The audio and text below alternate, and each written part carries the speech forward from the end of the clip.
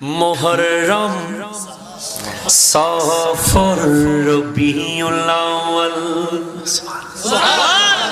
রবিউস সানি জুমাদাল আউয়াল জুমাদাস সানি রজব শাবান রমজান শাওয়াল জিলকদ জিলহজ 12 মাসের নাম জেনে রেখো মনে রেখো ওহে মুসলমান জেনে রেখো মনে রেখো ওহে মুসলমান। কি কষ্ট হয় আপনাদের?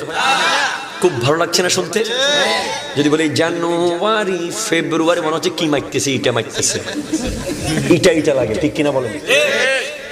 কত নবীর স্মৃতি আছে মুহররম জুড়ে, 10 তারিখে সবাই কাঁদে কারবালার সুরে, আখিরি